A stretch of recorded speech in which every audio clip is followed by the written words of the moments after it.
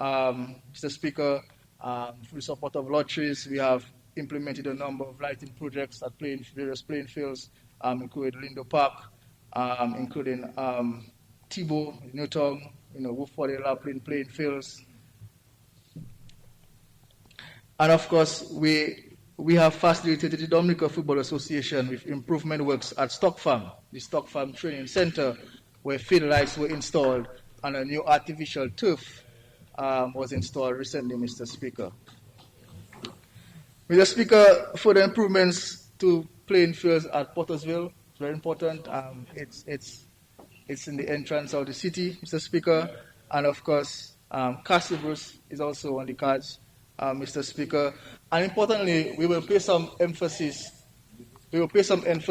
on developing washroom facilities, Mr. Speaker, at various venues, especially venues that host regular events, Mr. Speaker. And finally, Mr. Speaker, on the issue of sporting facilities, it's our intention to explore the introduction of facilities that cater for non-traditional sports, Mr. Speaker. And the Member of Parliament for Roseau Central spoke to great detail about this, Mr. Speaker. Sports like golf and bowling, Mr. Speaker, I believe that's the new dimension for sports, Mr. Speaker. Mr. Speaker, in the last budget, the Honorable Prime Minister mentioned establishment of a trust fund, which can be used to provide support for athletes, especially those who excel at regional and international levels. This, of course, will be capitalized from receipts from the CBI program, Mr. Speaker. And I'm happy to report that this fund has been established as we speak, Mr. Speaker. And we have started utilizing the funds to benefit our athletes, Mr. Speaker. The Ministry of Sports, we had put in place a task force and a coordinator to prepare a working document for the establishment of the National Sports Council, Mr. Speaker. The framework for the structure of the council is being finalized, and soon we will seek to engage relevant persons to govern the affairs of the council going forward. I believe that is a very important milestone for us, Mr. Speaker, to have a functioning council in place to better advise on all matters pertaining to sports in the Commonwealth of Dominica, Mr. Speaker. And of course, with regards to sports tourism, the Minister of Tourism highlighted touched on this. We have international cricket helps, but locally we have the Dream 11 cricket competition that also plays an important role in attracting visitors. Dream 11 has been having these tournaments in many countries across the Caribbean. Of course, ours seem to be the preferred choice for Dream 11 because of the vibe we bring in Dominica is second to none. And of course, I want to mention recently we had a cycling club from Trinidad and Tobago in Dominica, Mr. Speaker. Over 50 cyclists came to Dominica, Mr. Speaker. 2 races from Roseau to Scottshead and from Roseau to Portsmouth, Mr. Speaker. And I think from all reports, they had a wonderful time. They contemplating coming back. We had great support from the Ministry of Tourism. They went to some of our sites. They spent some money in Dominica, Mr. Speaker, and I believe that we have a good platform to launch cycling as a sport in Dominica. So, Mr. Speaker, I can go on and on, but it's clear, Mr. Speaker, that sports is going places in Dominica. Anyone who tries to convince you otherwise, Mr. Speaker, you need to ask yourself, what is the agenda, Mr. Speaker? Because undoubtedly, sports is on the rise in Dominica. And of course, as a government, we remain committed to serve in the interest of all our athletes and sporting associations, Mr. Speaker.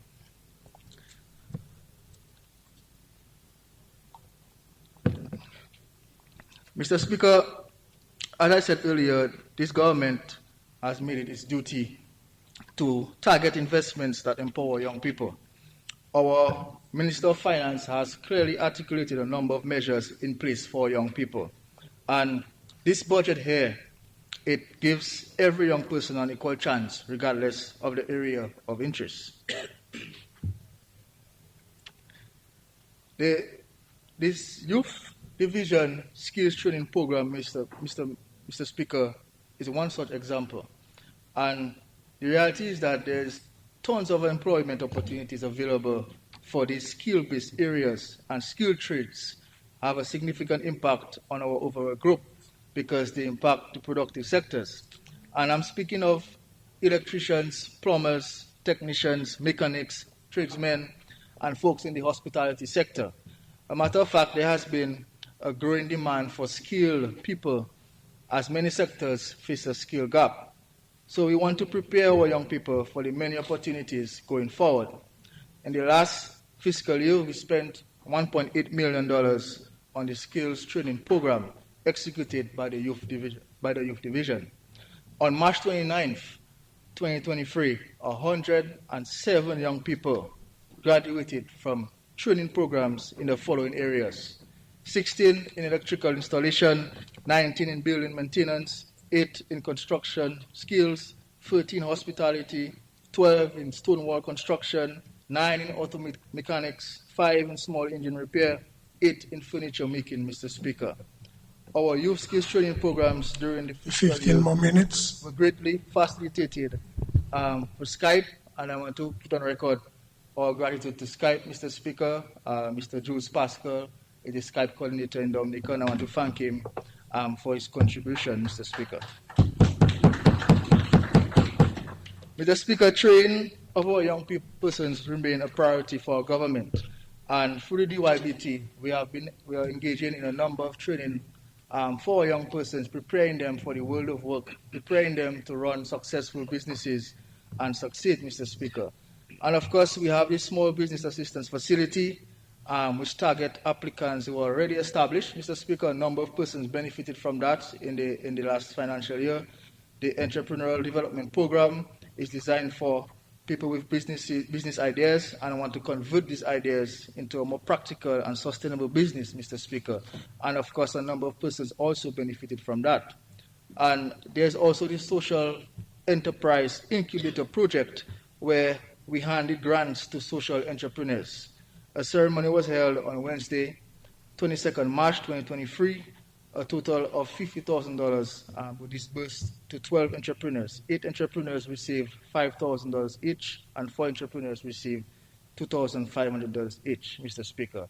And of course, we had the graduation, the DYBT graduation, the 18th graduation and award ceremony in February this year, Mr. Speaker.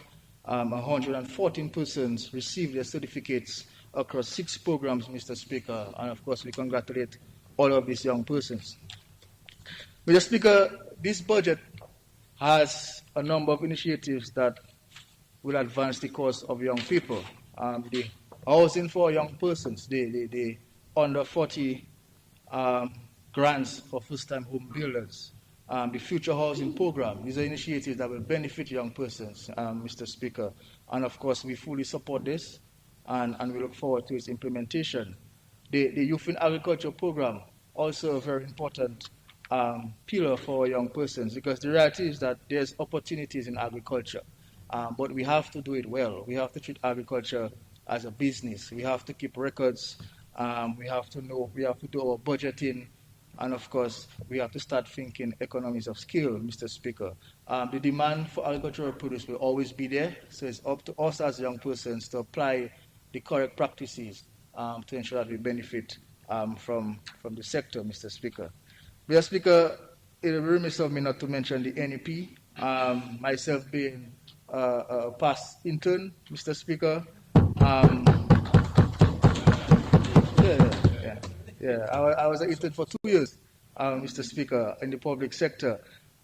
So the fruits of the program is there, Mr. Speaker. The intention is to graduate persons from the program into full-time positions, Mr. Speaker. So it's having a serious positive impact on Dominica, and of course, it's not only limited to the beautification aspect. There's also interns in the public sector. There's also interns in a public-private partnership, Mr. Speaker. So allocations were made for the continuation of the NEP, so they can rest assured that they are covered, Mr. Speaker, in this budget. Of course, small business, the Prime Minister mentioned, we are a small business government, and that again is manifested in the budget, Mr. Speaker, with allocations for various components of small business. those involved in juice production. I'm happy to see this, Mr. Speaker.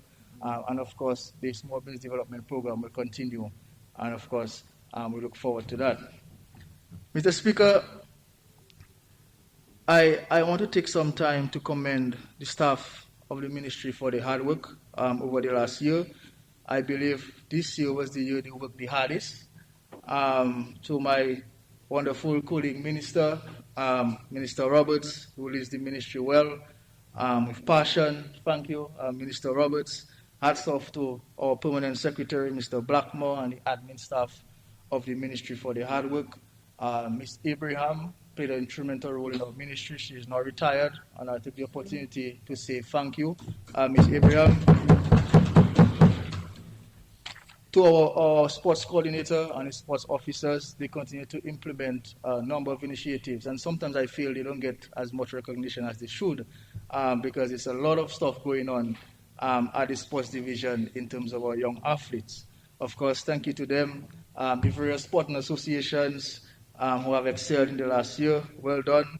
The Youth Development Division, Mr. Roach, Ms. Paul, and the staff, I want to say well done to them. The coordinator and staff of the DYBT, Mr. Honorable Roll, thank you, sir. The National Youth Council, who recently got inaugurated. Congratulations again to the new executive led by President Landa. The passion among the new executive is tremendous, and I'm sure that the NYC will advance many initiatives in favor of young people across Dominica. As a ministry, we look forward to working with the NYC to pursue some initiatives. And finally, Mr. Speaker, I would like to put on record my sincere gratitude to my parent, Mr. Speaker.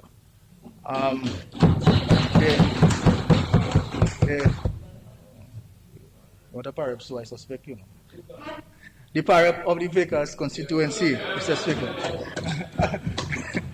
Honorable Dr. Roosevelt Skirt, Mr. Speaker.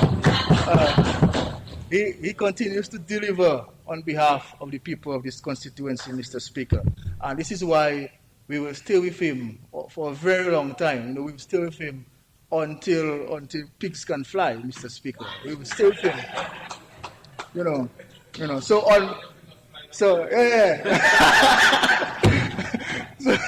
So on behalf of our constituency groups, our LYU, our LWO, our party groups, our association, on behalf of the farmers, the elderly, the young people, our NEP, on behalf of all of us in the Vickers constituency, Mr. Speaker, the most wonderful constituency, I want to say thank you to Dr. Roosevelt Skirt for your hard work and your dedication and your commitment over the years, and we look forward to staying with you until pigs fly. Mr. Speaker,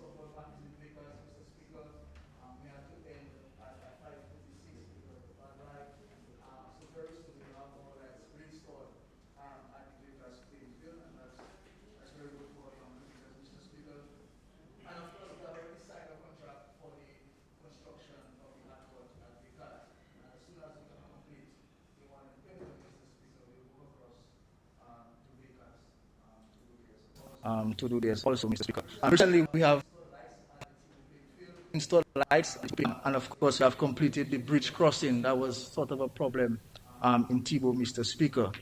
Importantly, Mr. Speaker, we have been waiting a little, but the contract for the Tibo Primary School is now signed, Mr. Speaker. And if you talk to many young persons in Tibo, their main concern is, when is the primary school going to start? It's going to start. And now we see that the contract is signed. We are very happy for this, Mr. Speaker.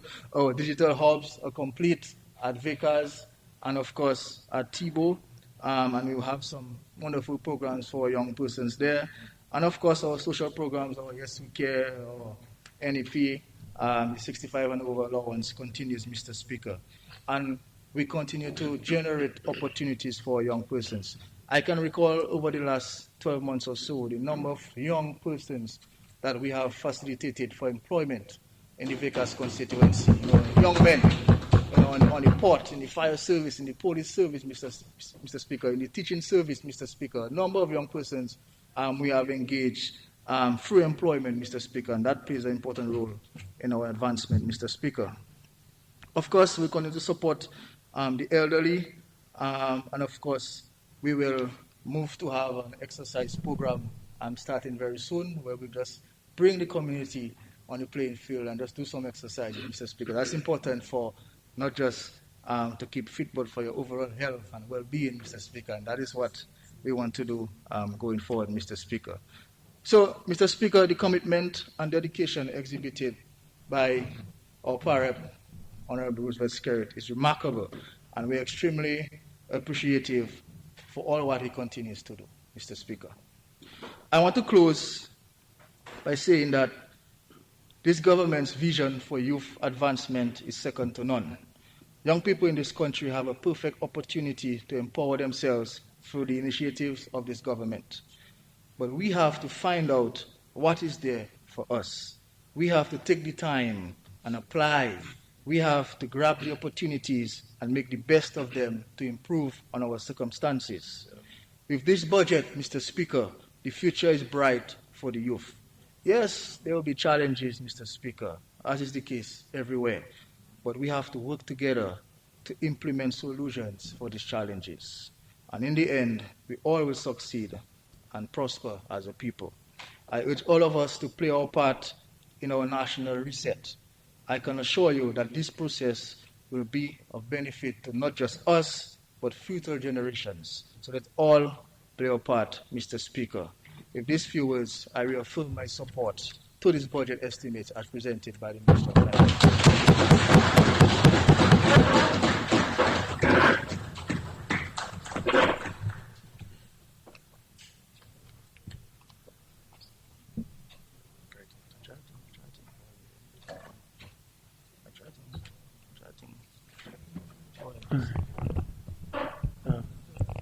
Mr. Speaker, I move that the House be adjourned till tomorrow at 10 a.m.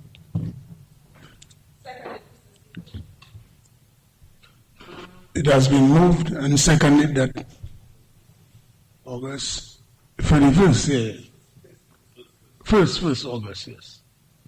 It has been moved and seconded that the House be adjourned to August 1st, 2023 at 10 a.m.